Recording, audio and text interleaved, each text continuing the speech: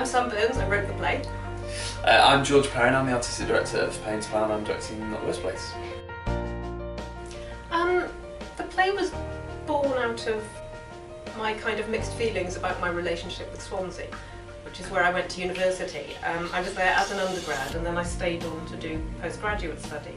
And it was during that period that I kind of felt I'd become trapped by the place. I mean, essentially I stayed there because I really loved Swansea and it was an easy and comfortable place to be. But I began wondering what I'd missed out by staying there for such a long time. Such I'd been seduced by it, and I wasn't the only person I knew who had had that same experience. Several people at the university had kind of, turned up there expecting to be on a kind of short-term contract and had kept expanding their stay until they'd formed a whole life there. So it was one of these places that seemed to kind of suck people in. And a lot of people seem to have a very mixed relationship with it. There's a sort of great degree of compassion but also frustration towards it. So essentially I think what I wrote was a kind of blame-tinged love letter towards it. Kind of, yeah, you're a great place, I really do adore you, but look what you've done to me. That said, I think during the process of writing the script, I worked out a certain amount of my frustration towards it, so I'm hoping that it comes out more as an optimistic and affectionate piece. So the story focuses on essentially a family, Emma, who's 17, and her 13-year-old brother Jordan, and their mother, Dr. Matthews, who is a lecturer at the University in Swansea. And Emma, at the beginning of the play, is in a relationship with Reese, who's slightly older than her, slightly different background. And the story is really about their collective relationship with ambition and with the choices that they make in their lives. And it's about whether they want to do the things they want to do more than the things that they're subconsciously already chosen to do, amongst many other things. It's very, very funny, it's very, very beautiful, and I think it's very hopeful, which I think is not something you will see, and so that's one of the things I love about the play. I mean, we first read the play quite a few years ago now. I mean, you were at the play. I wrote it in 2009, yeah, so 5 years ago.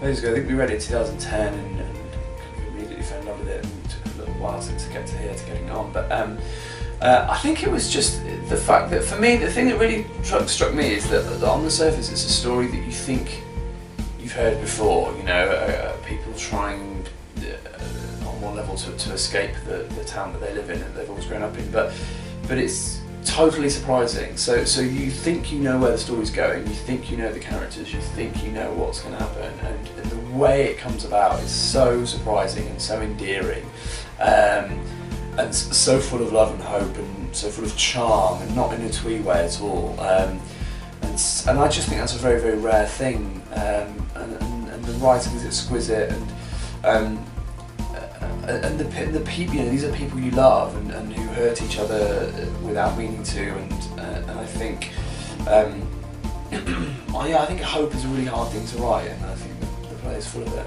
so I'm kind of full of admiration for that, really. It's been hilarious being in rehearsals. I've had a great time. I'm a big fan of rehearsals. It's better than weekends, basically. It's very surreal. As George says, this has been a long time in the making. So it's kind of something that I've been fantasising about for several years, and it's always very surreal for something that you've been going over and over in your head to become a reality. And it's been kind of humbling, really, just to see the number of people and the sheer amount of work that's going into making something that I invented into my head come to life. That's a really peculiar process, but everything is just fascinating and new. This is my first production. I went into it really not knowing what to expect, and it's all just been really interesting, and I've really enjoyed being at the process. I mean, I think what's brilliant about this play is it's kind of all there for you. I think certainly watching the actors through the audition process in the early days of rehearsal, I think they immediately recognise these people, and they recognise this place, they recognise the story. Yeah, I think that the real challenge is always how you capture that feeling of inadvertently hurting the people you love. I think that's always a really, really hard thing to capture, and so a lot of the work we've been doing is around that. It is about something very, very specific, but actually that is why it becomes universal, is through its specificity, and it's very idiosyncratic, and you know, I've learnt a lot about Swansea and about South Wales through the process. I hope and rather expect that it will translate well to places that aren't Swansea. I've had people telling me, well, basically there seem to be Swanseas all over the world, these places that people have been tied down to, willingly tied themselves down to. So basically I'm hoping something about that resonates with people wherever they see it, wherever they come from.